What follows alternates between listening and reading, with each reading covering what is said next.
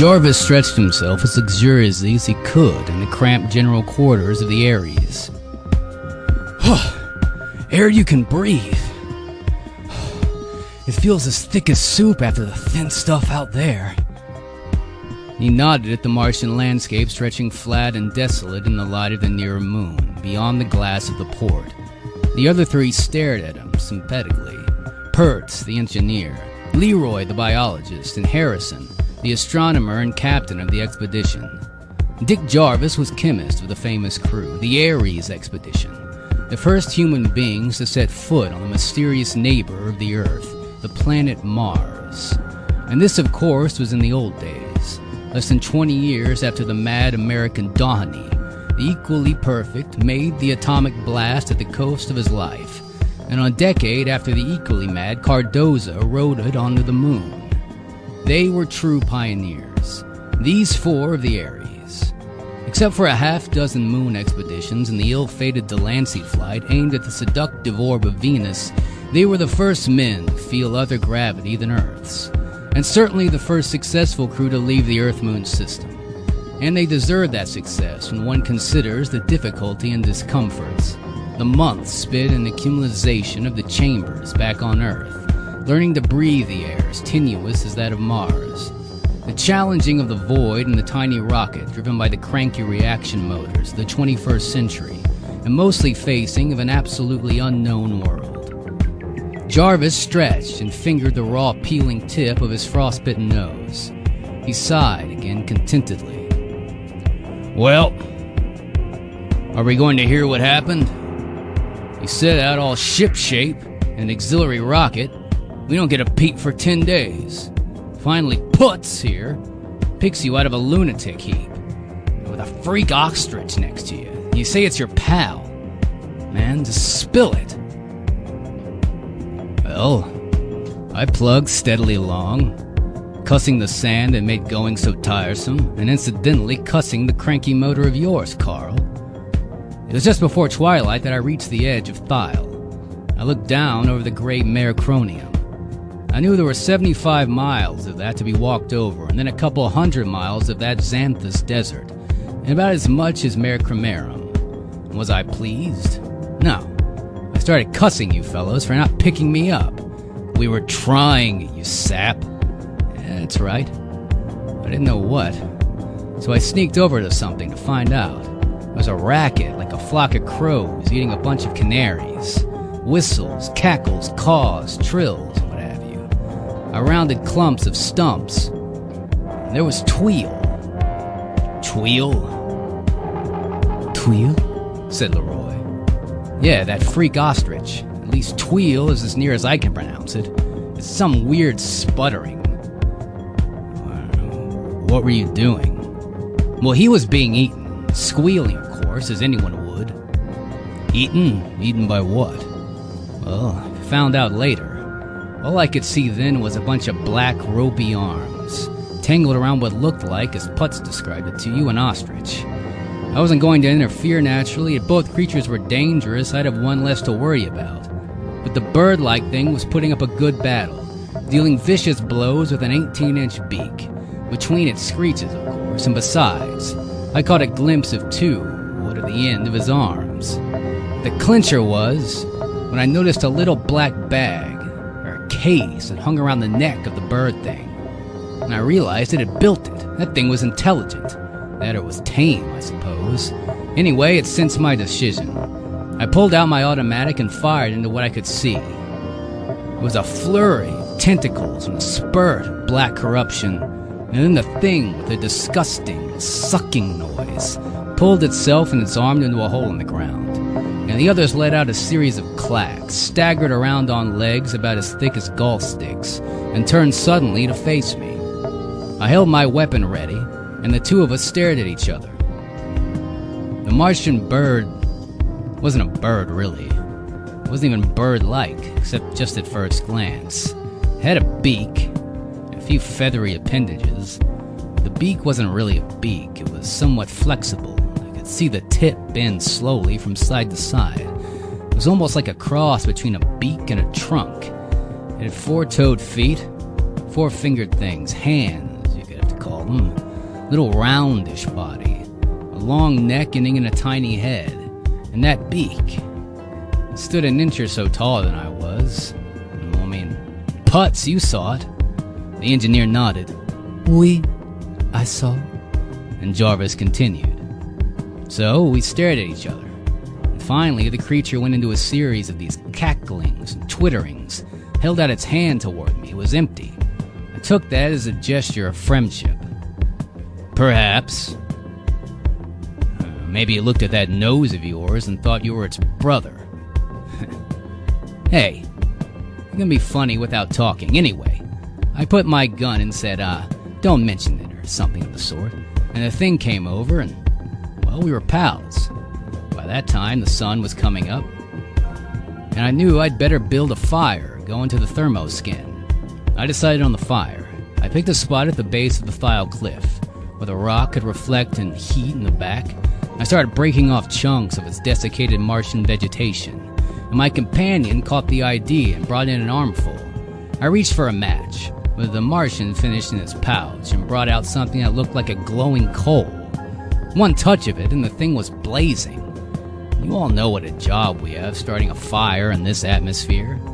And that bag of his, continued the narrator, that was manufactured articles, my friends. Press an end and she popped open. Press the middle and she sealed so perfectly you could see the line. Better than the zippers anyway. Well, we started at the fire a while, and I started to decide some sort of communication with the Martian. I pointed at myself and said, Dick. He caught the drift immediately, stretching a bony claw at me, repeated, Tick. Then I pointed at him, and he gave me that whistle I called Tweel. I can't imitate it at all. Things were going smoothly, though. To emphasize his name, I repeated, Dick. Then pointing at him, Tweel. There, it stuck. He gave me some clacks, sounded negative, and said something strange. And that was just the beginning. I was always Tick, but as for him, part of the time he was Tweel, and part of the time he was something else. Part of the time he was 16 other noises. We just couldn't connect, you see. I tried rock, I tried star, I tried tree and fire, and Lord knows what else. And try as I would, I couldn't get a single word.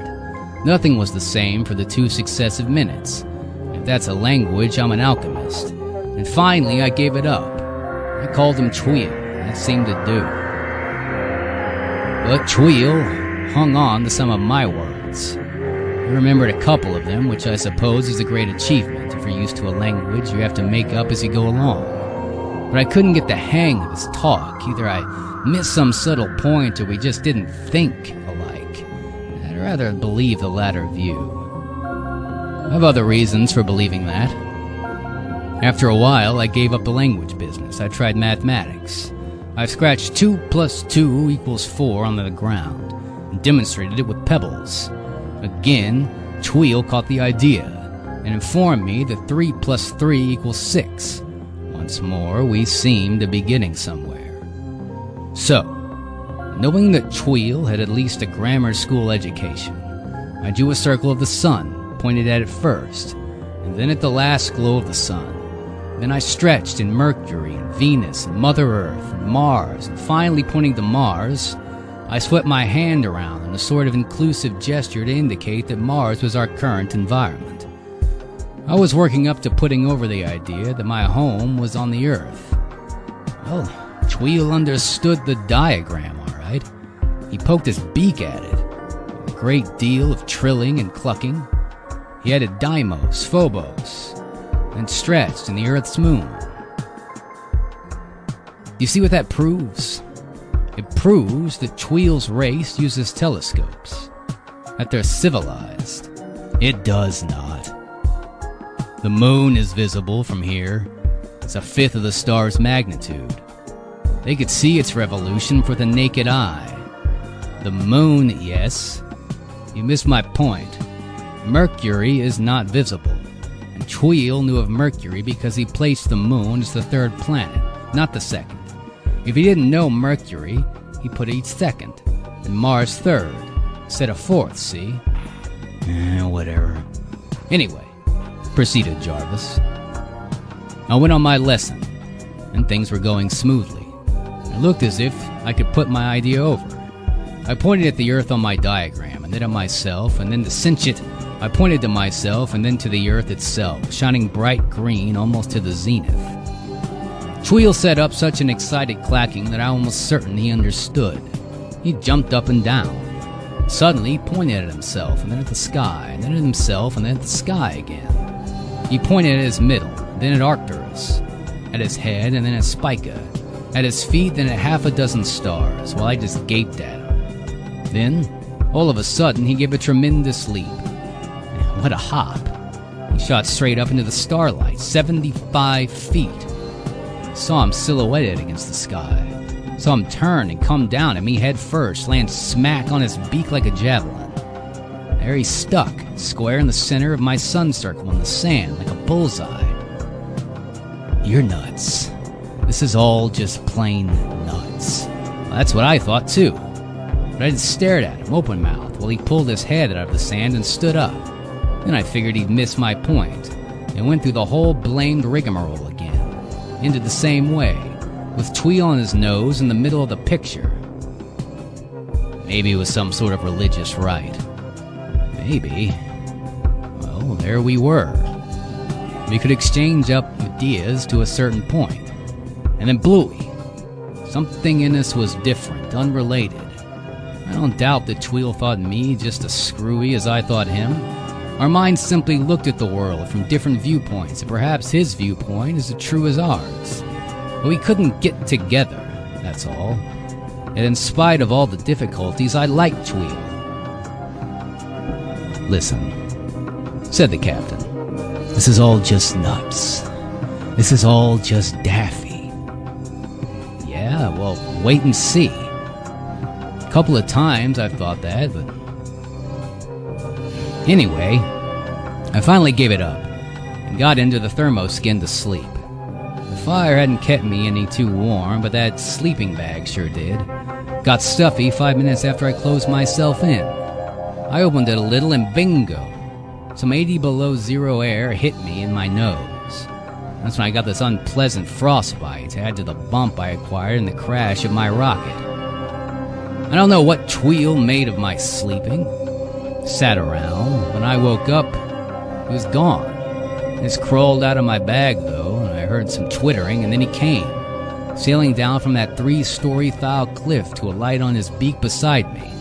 And I pointed to myself and toward the north, and he pointed at himself and toward the south. But when I loaded up and started away, he came along. Man, how he traveled. 150 feet of jump. Flung through the air, stretched out like a spear, landing on his beak. He seemed surprised at my plotting, but after a few moments he fell in beside me. Only every few minutes he'd go into one of those leaps and stick his nose into the sand and a block ahead of me. Then he'd come shooting back at me. It made me nervous at first to see that beak of his coming at me like a spear, but he always ended in the sand right at my side. So, the two of us plugged along across Mare Cronium. Some sort of place is this? Same crazy plants, same little green bipods growing in the sand or crawling out of your way. We talked, not that we understood each other, but just for company. I sang songs, I suspect Tweel did too. At least some of the trillings and twitterings had a subtle sort of rhythm. Then, for variety, Tweel would display his smattering of English words. He'd point to an outcropping and say, rock. Point to a pebble, say it again. Or he'd touch my arm and say, dick, and repeat it. He seemed terrifically amused that the same word meant the same thing twice in succession, or that the same word could apply to two different objects. It set me wondering if perhaps his language wasn't like that. Maybe he thought it was primitive speech that we had, Captain? For instance, we haven't any generic words, No words for food or water or man. Words for good food or bad food or rainwater, seawater or strong man and weak man. No names for general classes. They're too primitive to understand that rainwater and seawater are just different aspects of the same thing. Now, that wasn't the case with Tweel. just that we were somehow mysteriously different. Our minds were alien to each other, and yet we liked each other. Oh God, this is all so loony. That's why you two Sue were so fond of each other. Anyway, he resumed. Don't get the idea there was anything screwy about Tweed. In fact, I'm not so sure. Well, he couldn't teach our highly praised human intelligence a trick or two. He has an intellect. He's not a superhuman. But don't overlook the point that he managed to understand a little of my mental workings. I've never even got a glimmer of his. Because he didn't have any, suggested the captain, while Putz and Leroy blinked attentively. You can judge of that when I'm through. We plugged along across Mericromium all that day and all the next. Mericromium, sea of time. Say, I was willing to agree with Schiaparelli's name by the end of the march. Just that gray endless plain of weird plants. Never a sign of any other life. It was so monotonous that I was even glad to see the desert of Xanthus toward the evening on the second day. I was a fair bit worn out, but Tweel seemed as fresh as ever. I never saw him drink or eat. I think he could have crossed Mericromium in a couple of hours with those block-long nosedives of his, but he stuck along with me. I offered him some water once or twice. He took the cup from me and sucked the liquid into his beak, and carefully squirted it all back into the cup, and gravely returned it. Just as we sighted Xanthus, and the cliffs that bounded it, one of those nasty sand clouds blew along, not as bad as the one we had there, and meaned to travel against it. I pulled the transparent flap of my thermoskin bag across my face and managed pretty well, and I noticed that Tweel used some feathery appendages growing like a mustache at the base of his beak covered in nostrils, some of a familiar fuzz to shield his eyes. Then, the biologist Leroy interjected. Wait, he is a desert creature. Why? He drinks no water. He adapts. He adapted to the sandstorm. That proves nothing. There's not enough water to waste anywhere on this desiccant pill called Mars. We call all of this desert on Earth, you know. Anyway, after the sandstorm blew over, a little wind kept blowing in our faces, not strong enough to stir the sand. But suddenly things came drifting along from the Xanthus cliffs. Small transparent spheres, for all the world like glass tennis balls, but light. They were almost light enough to float even in this thin air. Empty too. At least I cracked open a couple and nothing came out but a bad smell. I asked Tweel about them, but all he said was something like no, which I took to mean that he knew nothing about them. So they went bouncing by like tumbleweeds, like soap bubbles, and he plugged on towards Xanthus. Tweel pointed out one of the crystal balls once again, but I was too tired to argue with him, and later I discovered what he meant. We came to the bottom of Xanthus Cliffs finally, where there wasn't much daylight left. I decided to sleep on a plateau if possible. Anything dangerous, I reasoned, were likely to prowl through the vegetation of the Mericromium, the sand of Xanthus. Not that I'd seen a single sign of menace, except the rope-armed black things that had trapped Tweel and apparently that didn't prowl at all, but lured its victims within reach. It couldn't lure me while I slept, especially as Tweel didn't seem to sleep at all, but simply sat patiently around all night. And I wondered how the creature had managed to trap Tweel. There wasn't any way of asking him. Found out that too later. However, we were ambling around the base of the Xanthus barrier looking for an easy spot to climb, at least I was. Tweel could have leaped. He could have done it easily. I found a place and started up, swearing at the water tank strapped to my back. It didn't bother me except when climbing, and suddenly I heard a sound that I thought I recognized. You know how deceptive things sound in the thin air? Shot sounds like a pop of a cork. This sound was like the drone of a rocket. Sure enough, there went our second auxiliary about 10 miles to the westward, between me and the sunset. Oui, that was me, said Butts. Yeah, I knew that. What good did it do me? I hung on to the cliff and yelled and waved with one hand. Tweel saw it too, set up for trilling and twittering, leaping to the top of the barrier, then high into the air. While I watched, the machine droned on into shadows to the south, and I scrambled to the top of the cliff. Tweel was still pointing and trilling excitedly, shooting up toward the sky and coming down head-on to stick upside down on his beak in the sand. I pointed toward his south end, myself, and he said yes, yes, yes, and somehow I knew. Somehow I gathered that he thought flying this thing was a relative of mine. Perhaps I did think his intellect was an injustice. I think now that I did. I was bitterly disappointed by this failure to attract attention. I pulled out my thermoskin bag and crawled into it, and as the night chill was already apparent, Tweel stuck his beak into the sand and drew his legs and arms and looked for the world like one of those leafless shrubs out there. I think he saved the way all night. Ah, that's protective mimicry. See? He is a desert creature. Well, in the morning, he started off again. We hadn't gone 100 yards in the Xanthus when I saw something strange. This is one thing Putz didn't photograph, I'll wager.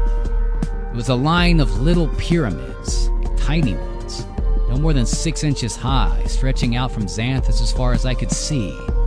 Little buildings made of pygmy bricks, hollow inside, truncated, at least broken at the top and empty. I pointed at them and I said, "What?"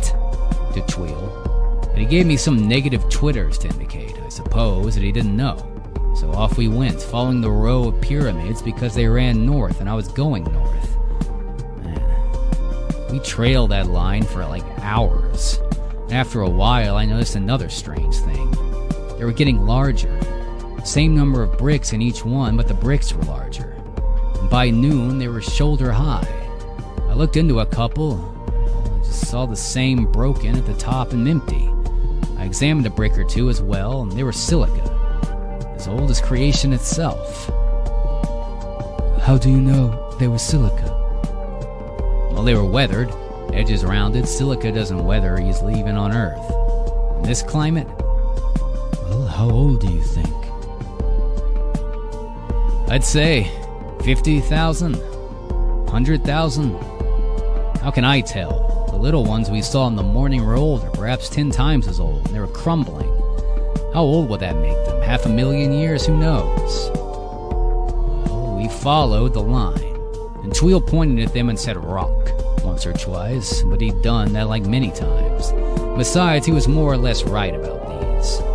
I tried questioning him. I pointed at a pyramid and asked, "People?" and indicated the two of us.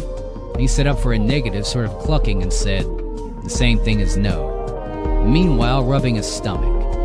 I just stared at him. He went through the business again. No, no, no. And I just gaped at him. That proves it, said the captain. You think so? Well, I figured it out different. Not 112, you don't get it, of course, do you? No, neither do you. Well, I think I do. Tweel was using the few English words he knew to put over a very complex idea. What, let me ask, does mathematics make you think of? Astronomy, logic. That's it. Not 112. Tweel was telling me that the builders of the pyramids weren't people, or they weren't intelligent. They weren't reasoning creatures. Get it? Huh. Wait. Well, I'll be damned. It's not impossible. Not on Mars, it isn't. This flora and fauna aren't earthly. Anyway, we plugged along across Xanthus, and about the middle of the afternoon, something strange happened. The pyramids finally ended.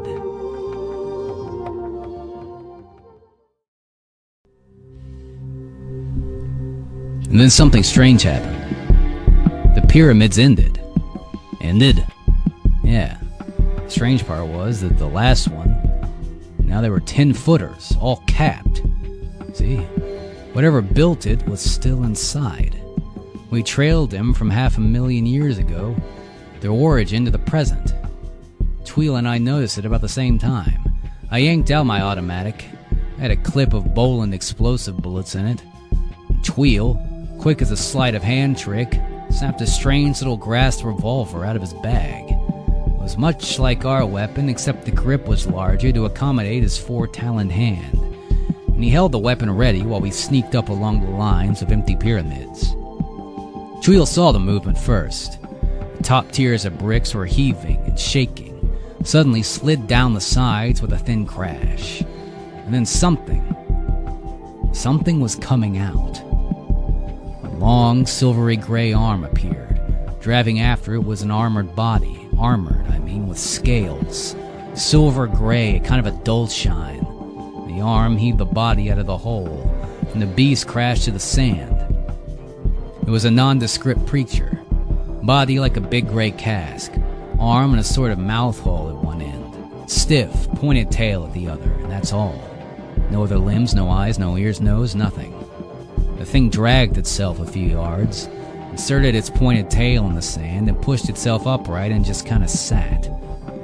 Tweel and I watched it for 10 minutes before it moved, and with a creaking and rustling, like crumpling stiff paper, I guess, its arm moved to the mouth hole, and out came like a brick. Arm placed the brick carefully to the ground, and the thing was still again. Another 10 minutes, another brick. It's one of nature's bricklayers. I was about to slip away and move on when Tweel pointed at the thing and said, "Rock." I went, "Huh?" He said it again, "Rock." And in the accompaniment of this trilling, he said, "No, no," and gave 2 or 3 whistling breaths. Well, I got his meaning. I said no breath and demonstrated the word. And Tweel was ecstatic. He was like, "Yes, yes, yes." And he gave me a leap and sailed out to land on his nose about 1 pace from the monster. I was startled, you can imagine. The arm was going for a brick, and I expected to see Tweel caught and mangled, but nothing happened. Tweel pounded on the creature, and the arm took the brick and placed it neatly beside the first. Tweel rapped on its body again, said "Rock," and I got up nerve enough to take myself a look. Tweel was right again. The creature was a rock. It didn't breathe. "How do you know?" said Leroy, his black eyes blazing interest. "Because I'm a chemist. The beast was made of silica. There must have been pure silicon in the sand, and it lived on that, get it? We and Tweel and those plants out there, even the bipods, are carbon life. This thing lived by a different set of chemical reactions. It was silicon life." Huh. I have suspected. And now it's proof. I must go see. All right. You can see. Anyhow, there the thing was, alive and yet not alive, moving every 10 minutes, then only to remove a brick. Those brick were its waste matter, see?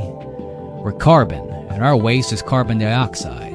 And this thing is silicon, and its waste is silicon dioxide, silica.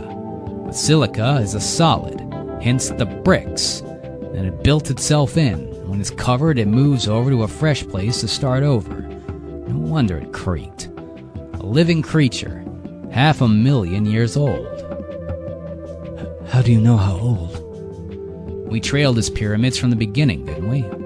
If this weren't the original pyramid builder, the series would have ended somewhere before we found him, wouldn't it? Ended and started over with small ones. That's simple enough. Toward mid-afternoon, we came in sight of a low dark line on the horizon. I knew what it was. It was a canal. I'd crossed it, and the rocket. It meant that we were just 1/3 of the way across Xanthus. Pleasant, though, wasn't it? Still, I was keeping up with the schedule. We approached the canal slowly. I remember this one was bordered by a wide fringe of vegetation, and that mud-heaped city was on it. I was tired, as I said. I kept thinking of a good hot meal, and then from that I jumped to reflection of how nice, home-like, even Borneo would seem after this crazy planet. From that, thoughts of little old New York. then to thinking about a girl I know there. Fancy Long. You know her? Fancy Long? The Vision Entertainer? Yeah, I've tuned in. Dances and sings on the yerba mate hour. That's her. I know her pretty well. We're just friends, you know. Though she came down to see us off the Aries. Well, I was thinking about her anyway. Feeling pretty lonesome. And all the time we were approaching that line of rubbery plants. And then I said, "What?" And I stared. There she was. Fancy Long. Standing plain as day under one of those crack-brained trees, smiling and waving. Just the way I remembered her when we left. Okay, now I know you're nuts. Boy, I almost agree with you. I stared and pinched myself, closed my eyes and stared again. And every time there was Fancy Long, smiling and waving. Tweel saw something too. He was trilling and clucking. I scarcely heard him. I was bounding toward her over the sand, too amazed to even ask myself questions. I wasn't 20 feet from her when Tweel caught me with one of those flying leaps. He grabbed her arm, yelling "No, no, no" in his squeaky voice. I tried to shake him off. He was light as if he were built of bamboo, but he dug his claws in and yelled. Finally, some sort of sanity returned to me, and I stopped less than 10 feet from her. There she stood, looking as solid as Putz's head. "What?" said the French engineer. Well, she smiled and waved and smiled. And I stood there dumb as Leroy, while Tweel squeaked and chattered. I knew it couldn't be real, yet there she was. Finally, I said, Fancy Long." She just kept smiling and waving, but looking as real as if I hadn't left her 37 million miles away. Tweel had his glass pistol out, pointing it at her. I grabbed his arm, but he tried to push me away. He pointed at her and said, "No." I understood what he meant. He meant that Fancy Long thing wasn't alive. Man, my head started to whirl. Still, it gave me the jitters to see him pointing his weapon at her. I don't know why I stood there watching him take care of him, but I did. Then he squeezed his handle of his weapon. I was a little put off his steam. Fancy Long was gone. In her place was one of those writhing black roped arm horrors like the ones I'd saved Tweel from. The Dream Beast. I stood there dizzy, watching it die while Tweel twilled and whistled. Finally, he touched my arm, pointed at the twisting thing and said, "You 112, he 112. And he repeated it 8 or 10 times. I got it. Do any of you? Oui. He means you think of something. The beast, you know, and you see it, like a hungry dog. He would see the big bone with meat. I smell it, no? Right. The Dream Beast uses its victims' longings and desires to trap its prey. The bird at nesting season would see its mate, the fox prowling for its own prey, would see a helpless rabbit. Later, the point I'm making is that Tweel and his race are worthy of our friendship. Somewhere on Mars, you'll find I'm right, is a civilization and culture equal to ours, maybe more than equal. Communication is possible between them and us. Tweel proves that. It may take years of patient trial. Their minds are alien, but less alien than the next minds we encountered, if they are minds. The next ones? What next ones? The people of the mud cities along the canal. Jarvis frowned, then resumed his narrative. I thought the Dream Beast and the Silicon Monster were the strangest beings conceivable, but I was wrong. These creatures are still more alien, less understandable than either, and far less comprehensible than Tweel, with whom a friendship is possible, and even by patience and concentration, the exchange of ideas. Well, we left the Dream Beast there to die, dragging itself back into its hole, and we moved toward the canal. There was a carpet of that queer walking grass scampering out of our way. When we reached the bank, there was a yellow trickle of water flowing. The mound city I'd noticed from the rocket was a mile or so to the right, and I was curious enough to want to take a look at it. It had seemed deserted from my previous glimpse of it, and if any creatures were lurking in it, well, Tweel and I were both armed. And by the way, that crystal weapon of Tweel's was an interesting-looking device. I took a look at it after the Dream Beast episode. It fired a little glass splinter, poisoned, I suppose. I guess it held at least 100 of them. The propellant was steam, just plain steam. Oui? Steam? Yeah, from water, of course. You could see the water through the transparent handle, the grill of another liquid, thick and yellowy. When Tweel squeezed the handle, there was no trigger. A drop of water and a drop of yellow stuff squirted into the firing chamber and the water vaporized, popped, just like that. It's not so difficult. I think we could develop the same principle, concentrated sulfuric acid with heat water almost to boiling. And quicklime, potassium and sodium. Of course, his weapon hadn't the range of mine, but it wasn't so bad in this thin air, and did hold as many shots as a cowboy gun in a Western movie. It was effective too, at least against Martian life. I tried it out, aiming at one of the crazy plants. Darned if the plant didn't wither up and fall apart. That's why I think the glass splinters were poisoned. Anyway, we trudged along towards the mud-heaped city, and I began to wonder whether the city builders dug the canals. I pointed to the city, then at the canal. Tweel said no. Okay, gestured toward the south. I took it to mean that some other race had created the canal system. Perhaps Tweel's people, I don't know. Maybe there's still another intelligent race on the planet. A dozen others. Mars is a strange little world. 100 yards away from the city, we crossed a sort of road, just a hard-packed mud trail. Then all of a sudden, along came one of the mounds of builders. Man, talk about fantastic beings. It looked like a barrel trotting along 4 legs with 4 other arms or tentacles. Had no head, just body and members and a row of eyes completely around it. The top end of the barrel body was a diaphragm stretched as tight as a steel drum. That was all. This pushing little coppery cart tore right past us like the proverbial bat out of hell. Didn't even notice us, though I thought the eyes on my side shifted a little as it passed. A moment later, another came along, pushing another empty cart. Same thing, it just scooted past us. Well, I wasn't going to be ignored by a bunch of barrels playing train. So when the third one approached, I planted myself in the way, ready to jump, of course, if the thing didn't stop. Luckily, it did. It stopped and set up a sort of drumming from the diaphragm on top, and I held out both hands and said, "We're friends." What do you suppose the thing did? I don't know, did it say "pleased to meet you"? I couldn't have been more surprised if it had. It drummed on its diaphragm and then suddenly boomed out, "We are friends." Then it gave its push cart a vicious poke at me.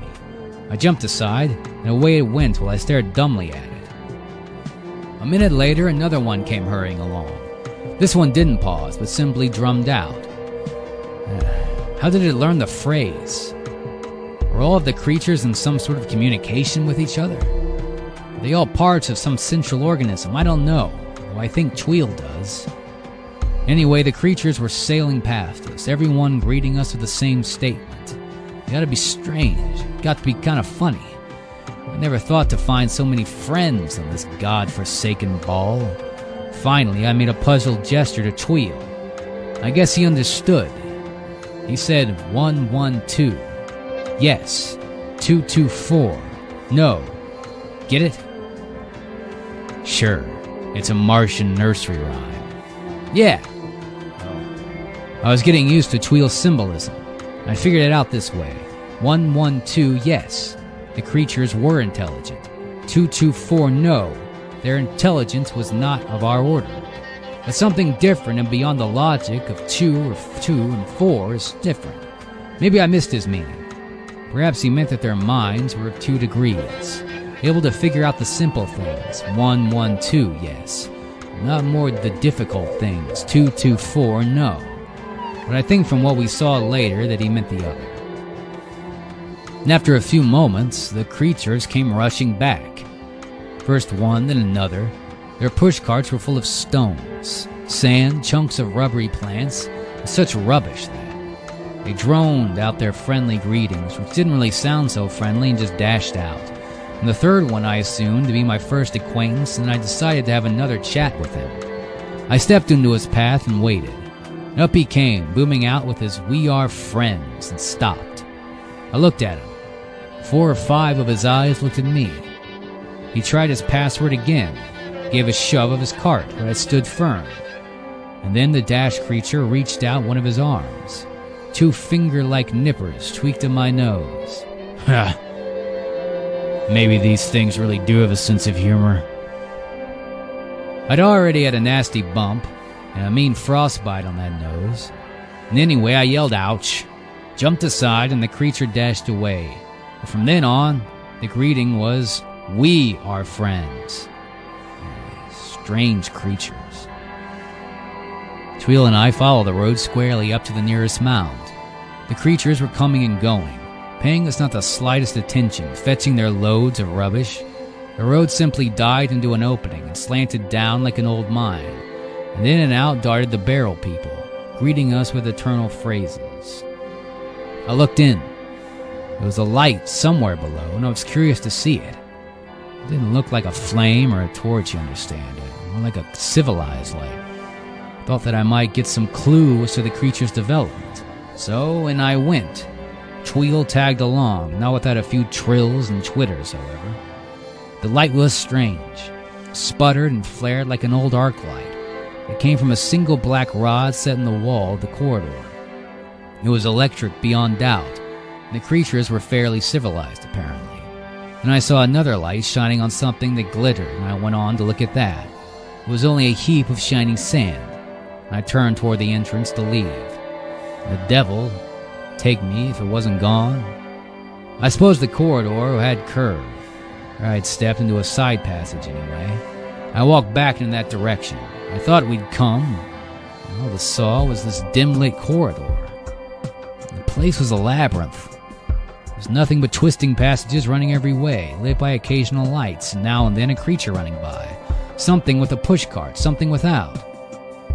Well, I wasn't worried at first. Tweel and I had only come a few steps from the entrance, but every move we made after seemed to go into us deeper. Finally, I tried to follow one of the creatures with an empty cart, thinking he'd be going out for his rubbish, but he ran around aimlessly into one passage and another. Then he started dashing around the pillar like one of those Japanese waltzing mice. I gave up, dumped my water tank on the floor, and sat down. Tweel was at a loss. So was I. I pointed up. He said no. Sort of helpless trill. We wouldn't get any help from the natives. They paid no attention at all, except to assure us they were friends. Okay. Lord, I don't know how many hours or days we wandered around there. I slept twice from sheer exhaustion. Tweel never seemed to need sleep. We tried following only the upward corridors, but they run uphill ways and curved downward. The temperature in that anthill was constant. I could tell night from day, and after my first sleep I didn't know whether I'd slept 1 hour or 13. So I couldn't tell from my watch whether it was midnight or noon. I saw plenty of strange things. There were machines running in some of the corridors, but they didn't seem to be doing anything, just wheels. Several times saw 2 barrel beasts with a little one growing between them, joined to both of them. Parthogenesis. Parthogenesis by budding. Like tulips. Well, things never noticed us at all, except, as I say, to greet us with "We are friends." They seemed to have no home life of any sort. Just scurried around with their pushcarts, bringing in rubbish. Finally, I discovered what they did with it. We had a little luck with a corridor, one that slanted upward for a great distance. I was feeling that we ought to close the surface when suddenly the passage debauched with a domed chamber, and the only one we'd seen. A man. Felt like dancing when I saw what looked like daylight through a crevice in the roof. There was a sort of a machine in the chamber, just an enormous wheel that turned slowly, One of the creatures was in the act of dumping his rubbish below it. The wheel grounded with crunch, sand and stones, plants, all into powder that sifted away somewhere, while we watched others and filed in, repeating the process. And that seemed to be all of it. No rhyme or reason to the whole thing. That's characteristic of this. There was another fact that it's almost too bizarre to believe. One of the creatures, having dumped his load, pushed his cart aside with a crash and calmly shoved himself under the wheel. I watched him being crushed, too stupefied to make a sound. A moment later, another followed him. They were perfectly methodical about it, too. One of the cartless creatures took the abandoned pushcart. Tweel didn't seem surprised. I pointed out the next suicide to him, and he just gave the most human-like shrug imaginable, as much as to say, "What can I do about it?" He must have known more or less about these creatures. Then suddenly, the creatures were booming and drumming all around us. The noise was decidedly menacing. A crowd of them advanced toward me. We backed out of what we thought was the passage we'd entered, and they came rumbling after us. Some pushing carts, some not. These crazy brutes. It was a whole chorus of "We are friends." It was rather suggestive. Tweel had his glass gun out. I dumped my water tank for greater freedom and got mine. It was strange. Tweel must have noticed that. Suddenly, he snatched up the glowing coal cigar lighter, touched a cartload of plant limbs. Puff! The whole load was burning, and the crazy beast pushing it went right along. And then I noticed the smoke eddying and swirling past us. I grabbed Tweel, and out we dashed, and after us 20 pursuers. The daylight felt like heaven, though I saw at first glance the sun had all set. And it was bad, as I couldn't live without my thermoskin bag in a Martian night, at least without fire. Then things still got worse. A barrel brute came out of the pushcart. They all grabbed into it and came out of handfuls of foot-long copper darts, sharp-looking ones. And all of a sudden, one sailed past my ear. Zing! It was shoot or die. We were going pretty well for a while. We picked up the next one. The pushcart managed to keep the darts. But suddenly, there was a thunderous booming of "We are friends." Man, we were through. I knew it. And then I realized that Tweel wasn't. He could have leaped. He could have leaped in a bound. Say, I could have cried. There'd been time. I liked Tweel from the first, but whether I'd have the gratitude to do what he was doing, I suppose I would have saved him. What could I do? I'd be a goner anyway when the sun set. I couldn't explain that to him. I said, "Thanks, Tweel. You're a man." I felt I wasn't paying him a compliment at all. A man. There are mighty few men who do what he did. So I went bang with my gun, and Tweel went puff with his, and the barrels were throwing darts, getting ready to rush us, booming about our being friends. I had given up hope. Then suddenly an angel dropped right down from heaven in the shape of Putz, with his underjets blasting the barrels into small pieces. Wow. I let out a yell, dashed for the rocket. Putz opened the door. The 4 men of the Ares were silent, even the sardonic Harrison. I should like to see, said Leroy. Yeah. And the wart cure. Too bad you missed that. It might be the cancer cure they've been hunting for a century and a half. Or don't you remember the reason for your mission? Oh, that, muttered Jarvis. Well, that's what started the fight with the barrel people. He drew a glistening object from his pocket.